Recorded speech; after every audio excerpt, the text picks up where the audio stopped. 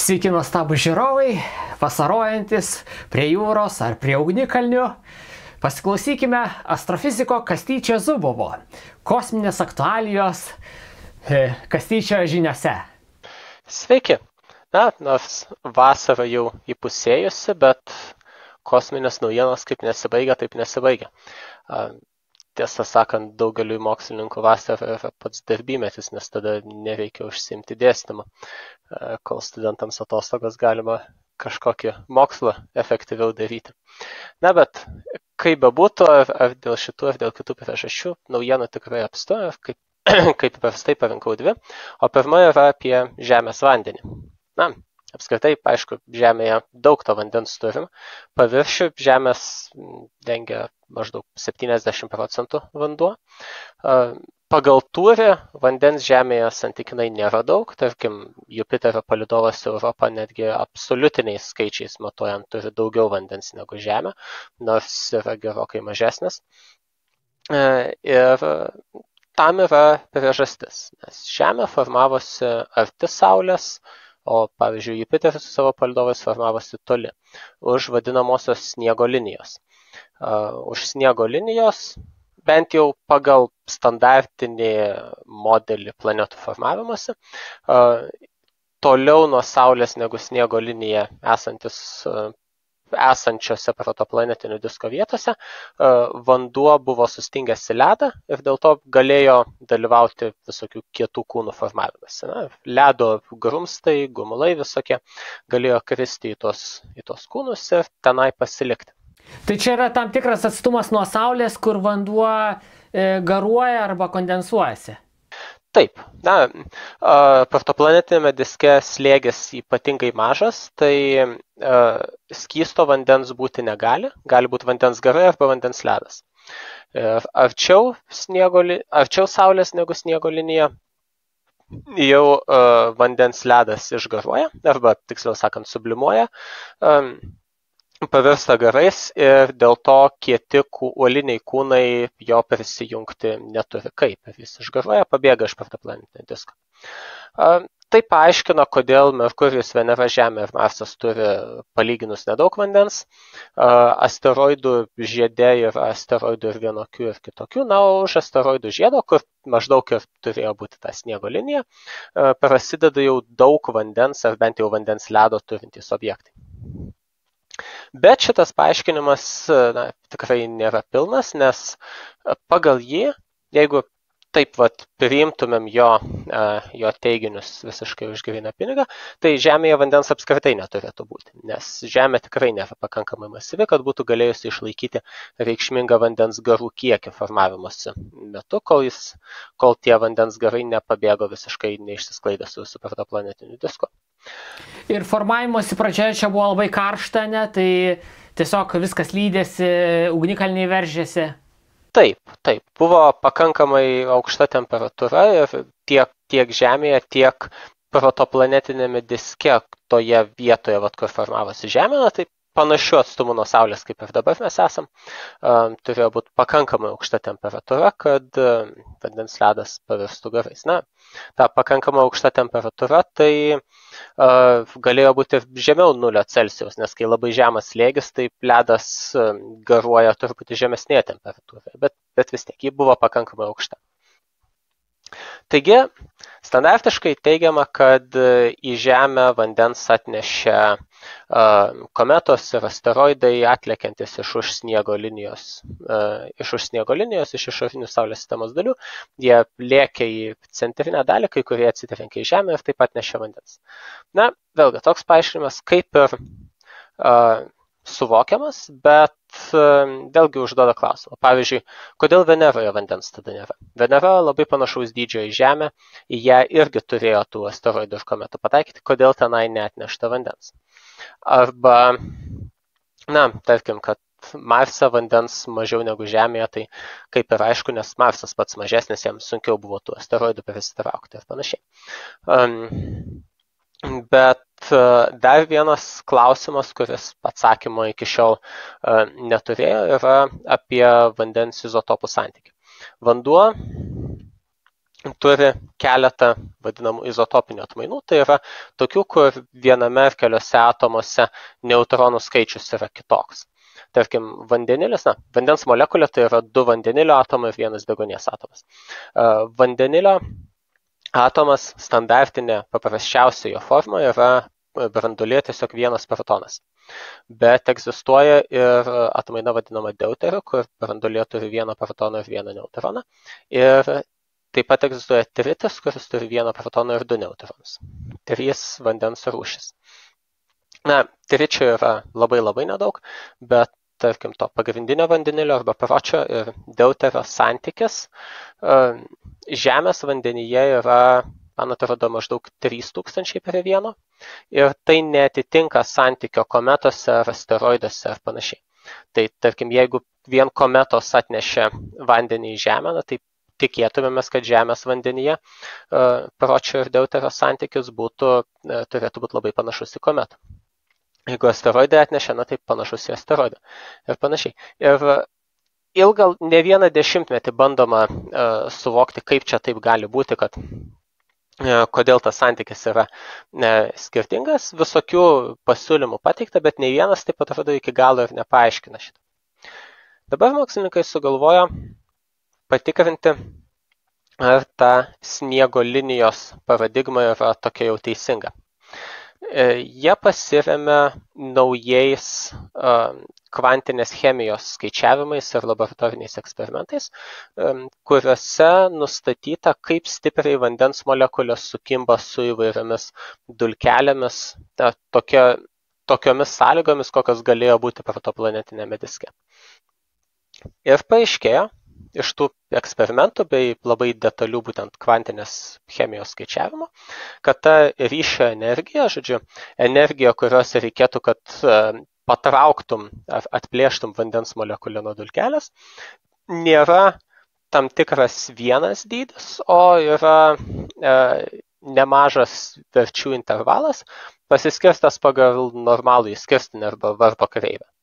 Tai, ką anksčiau laikėm, kad čia yra ryšio energija, vandens molekulės su kokiam nors dulkeliam ar vandens molekulių tarpusavio, tai yra labiausiai tikėtina, bet taip pat gali būti ir daug silpnesnių susijungimų ir daug stipresnių susijungimų.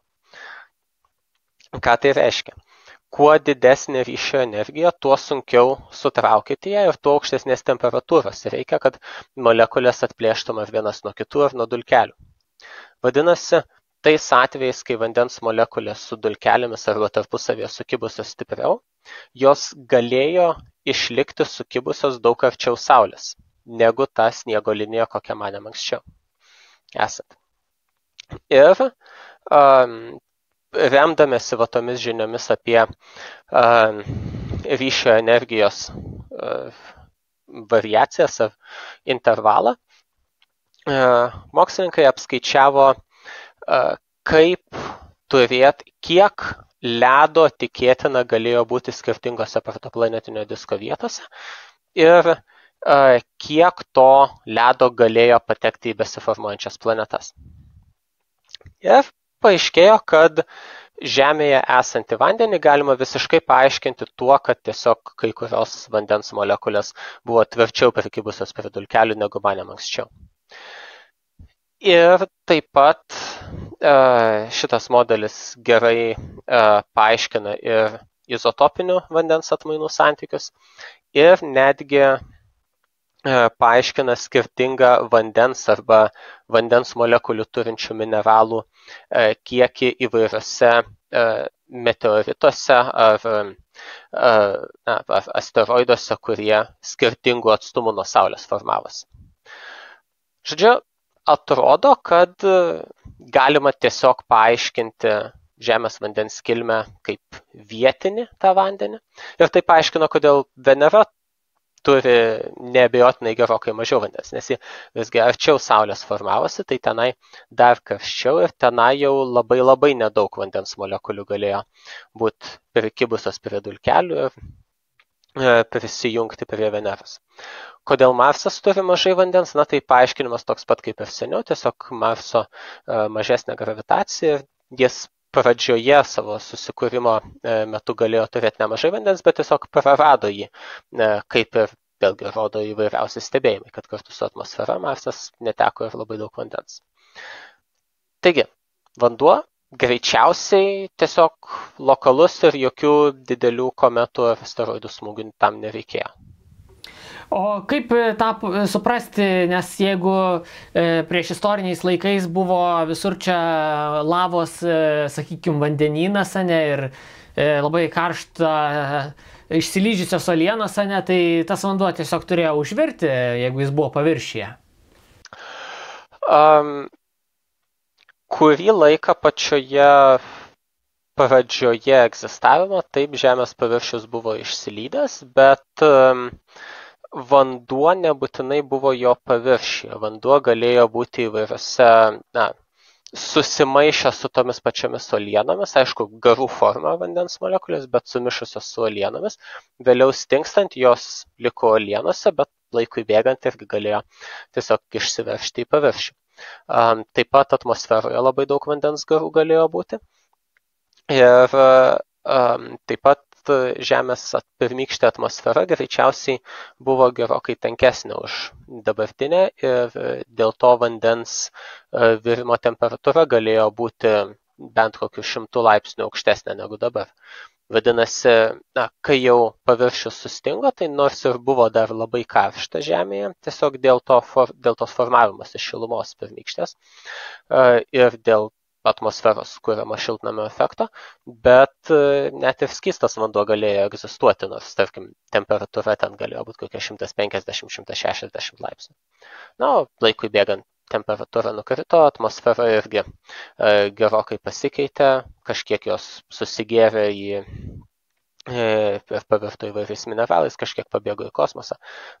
Galiausiai viskas pasidarė daug panašiau į tai, kaip yra dabar. Tai reiškia, dalis vandens tiesiog yra įkalinta planetos gelmėse ir ugnikalnių išsiveržimo metu, pavyzdžiui, yra išmetama ir tada išgaruoja ir patenka į atmosferą, ne? Taip, yra ir to, ir ugnikalnių išsiveržimo metu taip pat ir vandens garai yra išmetami iš ugnikalnių. O kalbant apie Venerą, ar kažkokių paaiškinimų mums šitą teoriją duoda? Vienas dalykas, tai kalbant apie Venerą, yra kaip ir tokios dvi stovyklos apie būtent Veneros vandens kiekį.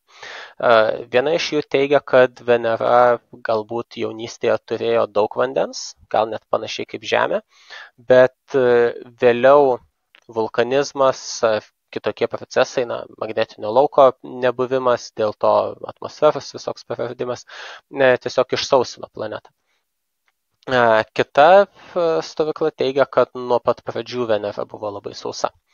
Tai šitas naujas darbas kaip ir į tą antrąją stovyklą labiau patenka, bet nors kažkokių aiškių teiginių apie Venerą nedaro. Bet jis labiau dera prie tos antrosios stovyklos, kad Venera nuo pradžių turėjo būti sausa, nes tiesiog tai, kad formavosi arčiau Saulės, daro ją daug sausesnę už Žemę. Ar galima kažką pasakyti apie vandens kiekį Mėnulyje? Ar Mėnulyje to vandens dabar yra daugiau ar mažiau, pagal šitos skaičiavimus naujausius, ar kokia ten situacija? Geras klausimas. Mėnulyje, turėtų to vandens kažkiek yra. Tiesą sakant, jo net ir tiesiog Mėnulio regolitai yra truputėlis vandens, tai yra vandens molekulių, kurios vėlgi sukibusios su dulkelėmis, jos pasklidusios visame Mėnulio paviršiuje. Taip pat kraterių dugne greičiausiai yra nemažai vandens ledo, galbūt ir gelmėse yra. Bet tiksliau prognozuoti, kiek to vandens Mėnulyje yra remiantis šituo modeliu, manau, kad sudėtinga, nes visgi Mėnulio dar ir formavimosi aplinkybės tokios išskirtinės, kad kai jis susiformavo iš Tėjos gabalo ir Žemės mantijos gabalo, tai būtent formavimosi metu galėjo būti prarasta labai daug vandens, net jeigu Žemėje jo buvo gausu. Tiesiog, kai susidūrė, jeigu buvo paviršiuje vandenynas, tai dalis tiesiog išlėkė ir įgavo tiek energijos, kad nuskrido, pavyzdžiui, Venerą.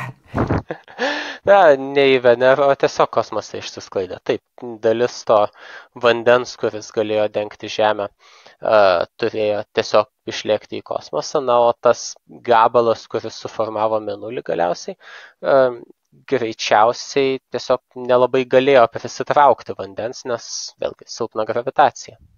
Vis tiek tas susidūrimas buvo labai įspūdingas ir galingas, ar ne?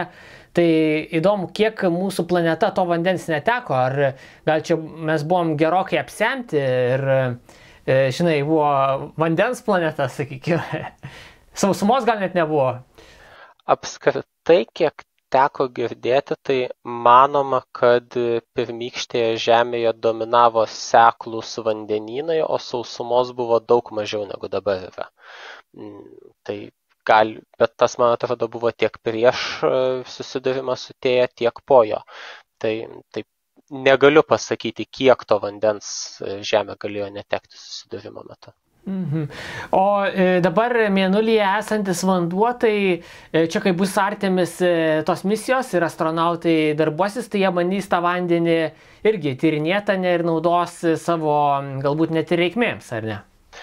Taip, to yra tikimas ir dėl to būtent tiek Artemis programa, tiek, tarkim, Kinijos, nors nelabai konkrečiai paskelbta, bet egzistuojanti žmonių skrydžių į Mėnulį programa taikosi būtent į Mėnulio pietų ašigalio regioną, kur yra tikrai daug kraterių su tamsiu dugnu, nuolat šešėlį esančių dugnu, kur gali būti, kad yra to vandens ledo. Na, kažkiek jo tikrai yra, bet kiek pasakyti negalim kol kas, tai va tam reikės tyrimų iš arti.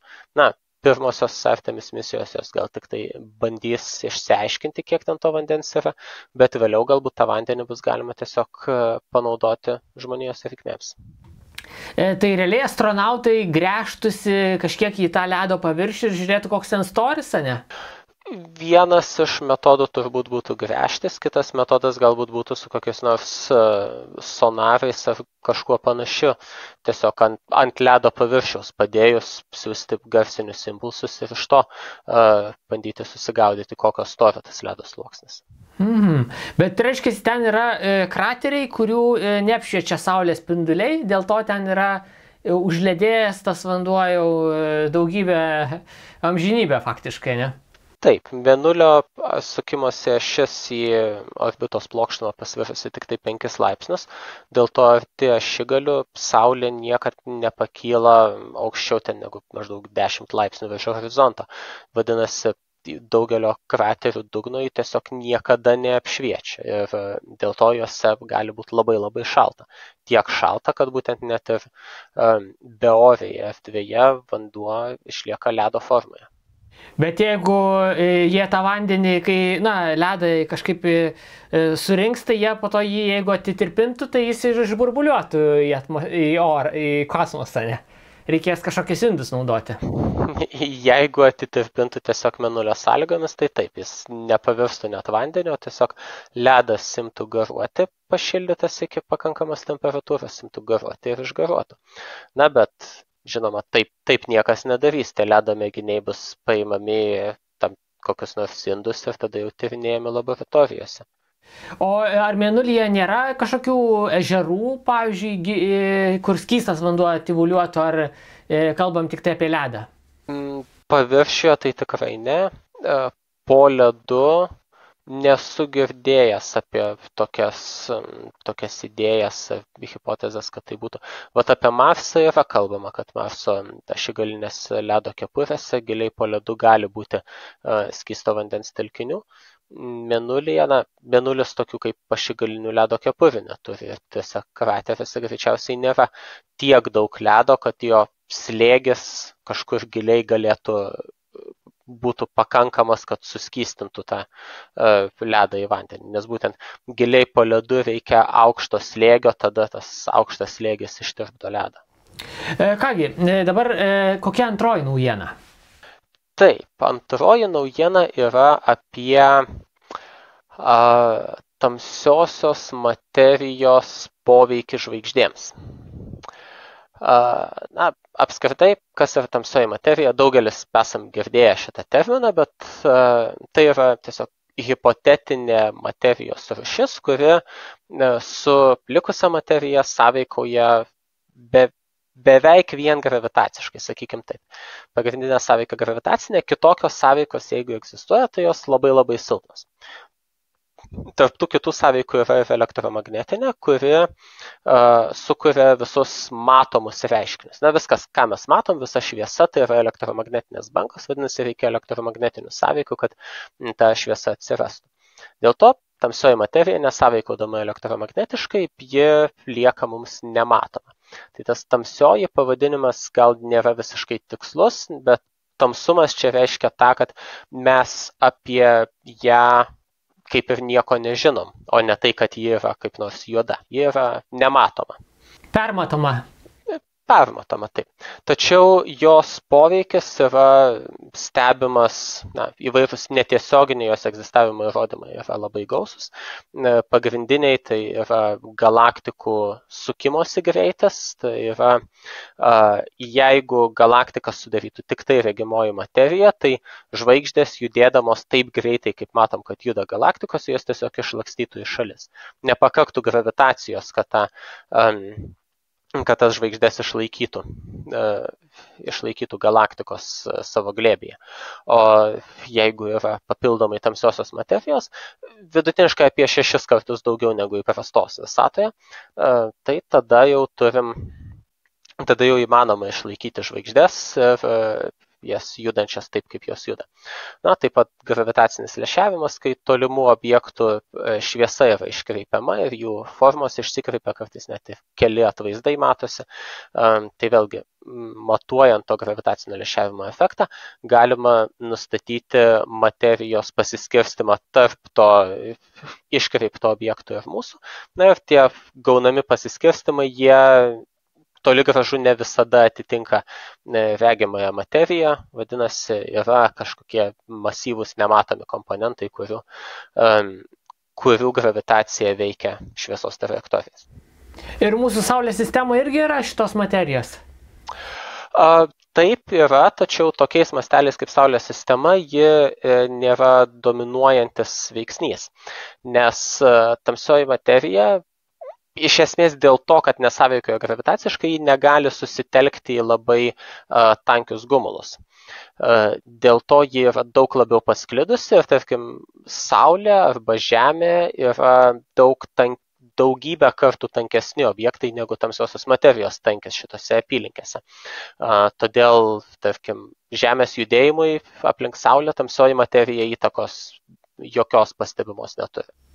Dar pagalvojau, tas kosmoso vakuumas, vadinama tuštuma, kur astronautai išeina, žinai, į aplinkui kosminę stotį ir panašiai, tai ten realiai, nors ir atrodo tuštuma, bet ten kažkiek yra ir tos materijos tamsiosios. Tamsiosios materijos tai yra visur, bet, tenai taip pat yra visokių dujų ir dulkelių ir panašių dalykų. Tiesiog jų tankis daug mažesnis negu Žemės atmosferos tankis. Palyginus su Žemės atmosfera tai yra taip, vakuumas. Tačiau, kosmose tos medžiagos yra apstu, tik tai tiek, kad ji daug retesnė negu taip yra, ko mes įpratę. Tamsioji materija, kaip sakau, kol kas hipotetinė, nes nesam tiesiogiai aptikę, kas tai per dalykas. Yra vėlgi visokių teorinių modelių, kas tai per dalelės galėtų būti, nes šiaip dažniausiai manoma, kad tai yra būtent kokios nors dar neatrastos elementariosios dalelės. Ir priklausomai nuo to, kokios tos dalelės yra, nuo jų savybių, tarkim, tokių kaip dalelių masė, jos gali turėti įvairių savybių, vykdyti, dalyvauti įvairiose procesuose, kuriuos mes galbūt galėtume stebėti ir ne tik gravitaciškai. Dabar mokslininkai apskaičiavo, kokį poveikį galėtų tamsiosios materijos dalelės turėti žvaigždžių savybėms ir evoliucijai galaktikų centruose. Kodėl galaktikų centruose? Todėl, kad ten tamsiosios materijos tankis turėtų būti didžiausias ir ten daugiausiai šansų tokį efektą pamatyti. Šitas modelis remiasi kai kuriomis prielaidomis apie tamsiosios materijos savybės, pavyzdžiui,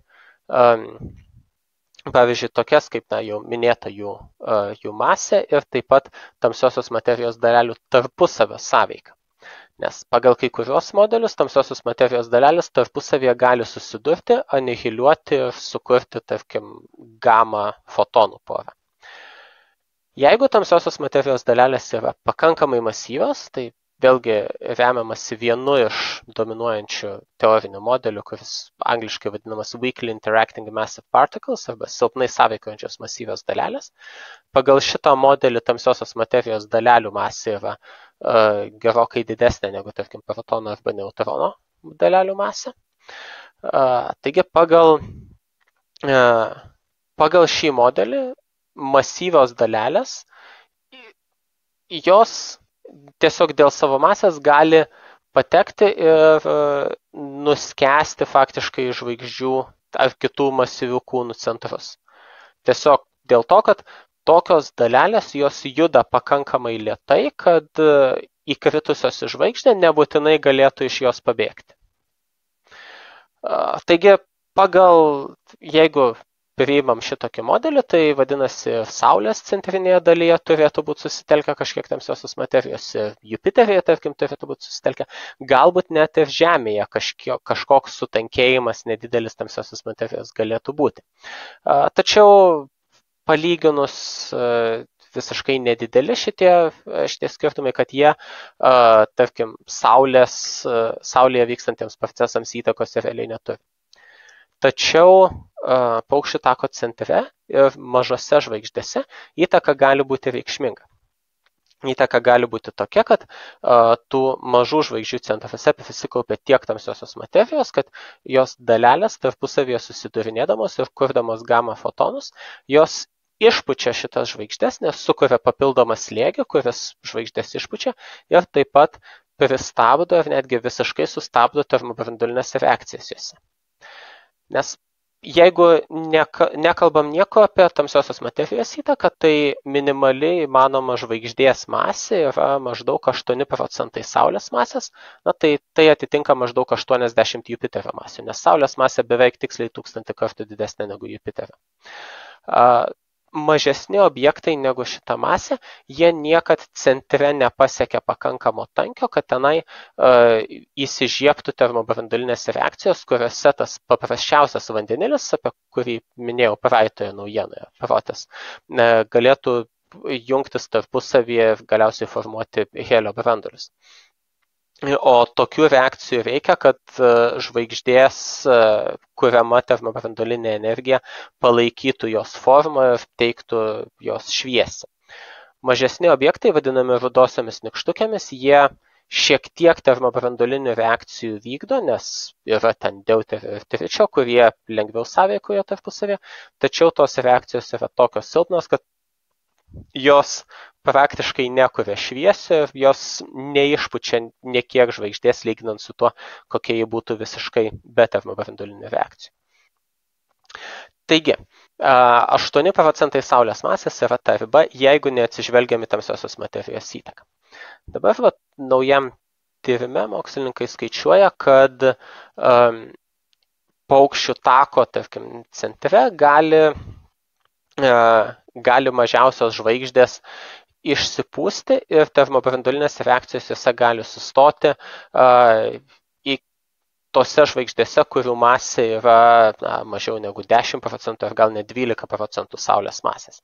Tai vis tiek dar mažos žvaigždės, tačiau yra tam tikras intervalas žvaigždžių, kurios paveikiamos tamsiosios materijos dalelių, yra, jose nebevyksta termobranduolinės reakcijos. Kaip tai pakeičia žvaigždę žiūrint iš išorės? Išsipūtimas tai reiškia, kad objektas bus fiziškai didesnis ir vėsesnis, bet kartu ir šviesesnis, nes temperatūros nukritimas neatsveria to, kad labai padidėjo jo plotas. Kita vertus, toksai objektas bus dar ilgaamžiškesnis negu be šito efekto. Nes, šiaip žvaigždė vykdo termobranduolinės reakcijas tol, kol centre praktiškai baigėsi vandenilis ir nebelieka kuro toms reakcijoms vykdyti. Kuo žvaigždė mažesnė, tuo lėčiau jos termobranduolinės reakcijos vyksta ir tuo ilgiau to kuro užtenka. Saulės masės žvaigždė, kaip žinome, gyvuoja apie 10 milijardų metų. Tarkim, ten dvigubai mažesnė žvaigždė, ji turėtų jau gyvuoti apie 80 milijardų metų. Tai yra daug ilgiau už visatos amžių dabartinį, dėl to tokios mažos žvaigždės dar niekad per visą visatos gyvavimą nėra baigusios savo gyvenimo. O čia kalbame apie dar mažesnės žvaigždės. Taigi pasakyti, ar kokia nors tokia žvaigždė, tarkim 10 procentų Saulės masės žvaigždė aptikta, kur nors ji yra ilgaamžiška tiesiog dėl to, kad labai lėtai vykdo termobranduolinės reakcijas, ar ji yra amžina, ta prasme, kad tamsiosios materijos anihiliacijos centre iš viso sustabdė jos termobranduolinės reakcijas, nelabai pavyktų.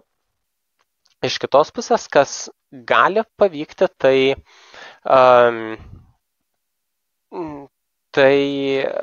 kito cheminio elemento ličio kiekis galėtų būti tokiose išpūstose žvaigždėse didesnis negu neišpūstose žvaigždėse. Litis yra vienas iš elementų, kuris susiformavo per didįjį sprogimą ir jo didelė dalis esanti visatoje vis dar yra ta, kuri būtent per didįjį sprogimą susiformavo. Nors jo daug mažiau negu vandenilio ir helio. Taigi, žvaigždei formuojantis, joje irgi šiek tiek to ličio susikaupia, bet litis dalyvauja įvairiose termobranduolinėse reakcijose ir jo tiesiog gana greitai žvaigždėje gali nelikti. Ir ne tik žvaigždėje, bet ir rudojoje nykštukėje. Tai yra tame mažame objekte, kuris centre termobranduolinių reakcijų vandenilio jungimosi į helį nevykdo, tačiau litį naikinančias termobranduolinės reakcijas jis gali vykdyti ir dėl to tai yra vienas iš būdų, pavyzdžiui, nustatyti rudosios nykštukės amžių. Pagal tai, kiek ličio joje yra, galima įvertinti, kiek seniai jie egzistuoja.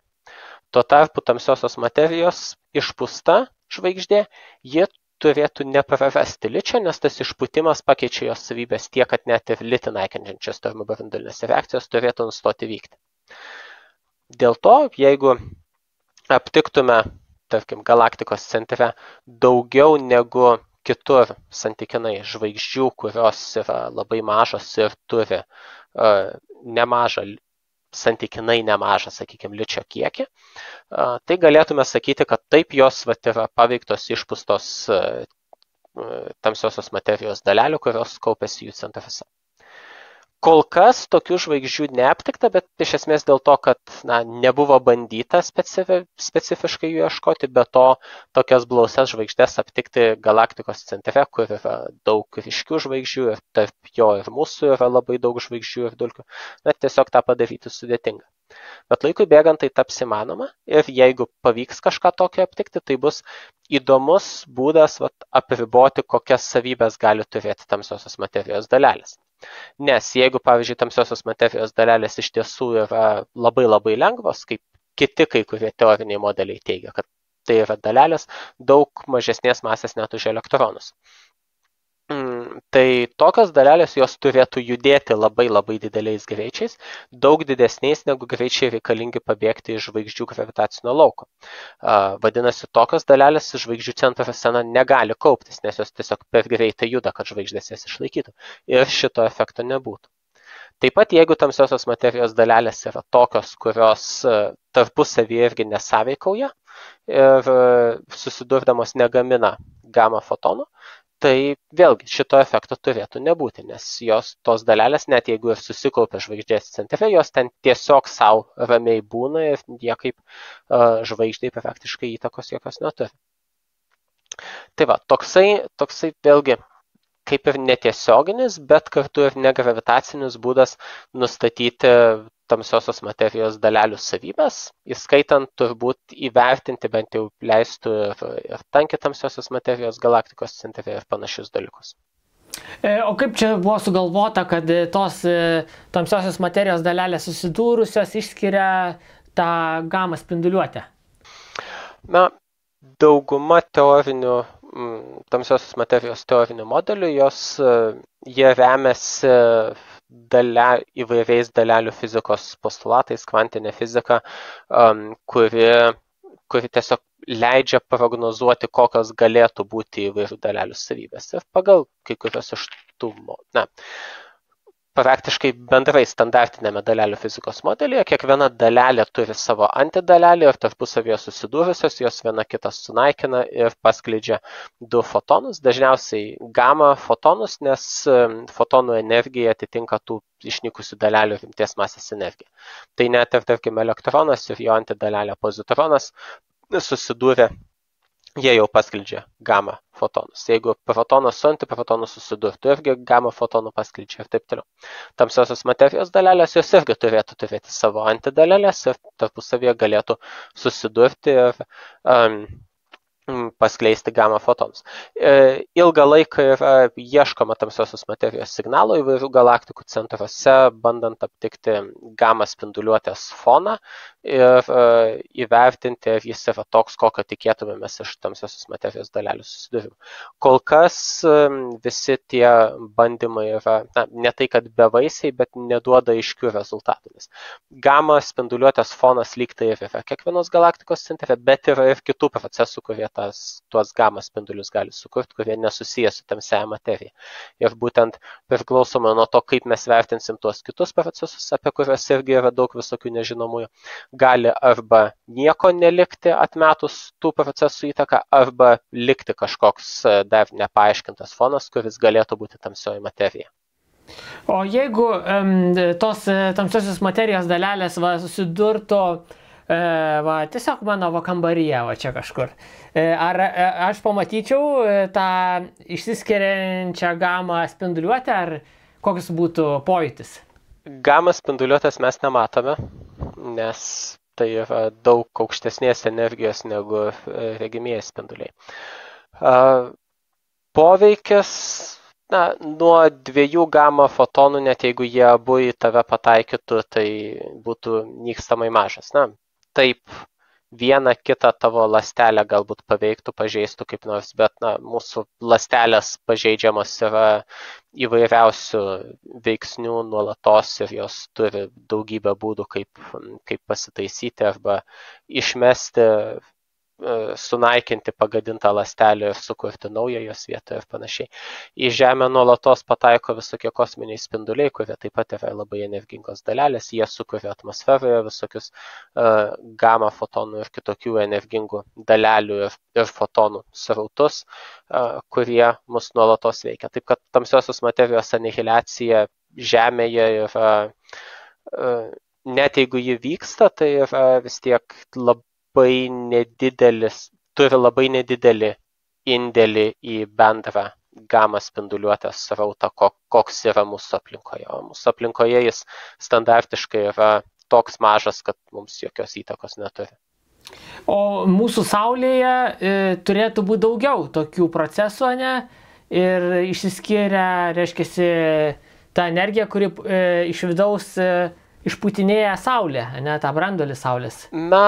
Šiek tiek turbūt taip, tačiau vėlgi šito tyrimo autoriai skaičiuoja, kad greičiausiai ne galaktikų centruose tiesiog tamsiosios materijos tankis yra pernelyg mažas, kad kokį nors poveikį net ir mažiausiams žvaigždėms turėtų. O tokioms kaip Saulė, kuri yra tikrai nedidžiausia, bet, sakykime, vidutiniška žvaigždė,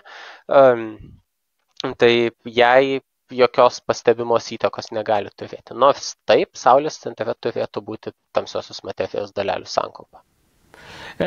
O jeigu taip atsitiktų, kad ta sankaupa fantastiniu būdu padidėtų reikšmingai, tai jeigu mūsų Saulėje sustotų ta termobranduolinė sintezė, tai kas tada būtų tiesiog prisloptų šviesa ir tada viskas užgestų Saulė, ar kaip čia būtų? Na, jeigu tiesiog sustotų termobranduolinė sintezė, tai tada po kurio laiko Saulė užgestų, bet tas kuris laikas, jeigu neklystu, tai būtų gal net milijonas metų, nes fotonams iš Saulės centro iki pakraščio nukeliauti užtrunka tą milijoną metų kažkur, nes jie nekeliauja tiesia linija, nes Saulė yra nepermatoma. Jie visaip yra ten sugeriami, perspinduliuojami ir taip toliau, ir jie tik tai po truputį juda išorės link. Tačiau jeigu termobranduolinės reakcijos sustotų dėl to, kad labai didelė tamsiosios materijos sankaupa savo anihiliacijomis ir gama spinduliuotė išpučia Saulės branduolį, na tai tada Saulės branduolys besiplėsdamas ir visa Saulė išpūstų, Saulė labai padidėtų ir nors ir atvėstų, tarkim, bet jos šviesas išaugtų ir tai kaip tik būtų ne tai, kad prigęsta Saulė, bet kad ji tampa raudonesnė, bet labai išsiplečia ir dėl to ima šviesti tiek daug, kad sudegina čia mūsų Žemę. Na, bent jau visa, kas gyva joje. Aha, bet čia aišku yra fantastinis scenarijus, taip neturi būti. Taip, čia yra fantastinis scenarijus apie tokį negalvojamą net ir labiausiai su didžiausia polėkį turinčiose tokiuose teoriniuose modeliuose apie tai, kaip tamsioji materija gali paveikti žvaigždės. Bet reiškiasi, pačias mažiausias žvaigždės gali kažkiek paveikti, ne? Taip, pačiose mažiausiose žvaigždėse, tenai tiesiog tos įtakos poveikio mažiau reikia, kad kažkaip pasikeistų reikšmingai žvaigždžių savybės. O kaip manai, kada mes turėsim tuos jau rezultatus? Čia reikia, kad observatorijos stebėtų tas mažasias žvaigždės, rinktų duomenis. Taip, reikia to, tarkim, Paukščių tako galaktikos centro stebėjimams reikia infraraudonųjų teleskopų, tai gal net Džeimsas Vebas duos ką nors tokio, bet aišku, Džeimso Vebo teleskopas naudojamas daugybė įvairiausių stebėjimų, taip kad tikėtis, kad jį bus galima nukreipti ten ilgam laikui galaktikos centro link, tai turbūt naivu, bet kažkiek galaktikos centro stebėjimų jo daroma ir bus daroma ir galbūt tuose duomenyse bus aptikta ir mažos masės žvaigždžių. Tai čia reiškiasi per 10 metų kokių sužinosim kažką jau? Gali būti taip, kad per kokį 10 metį turėsim rimtesnių proveržių šitoje srityje. Kągi, teks palaukti. Taip, tai kągi, ačiū tau, Kastyti. Ačiū visiems žiūrėjusiems, palaikykite Mokslo sriubą Contribui platformoje ir susitiksime už 2 savaičių. Ačiū, kad klausote. Iki.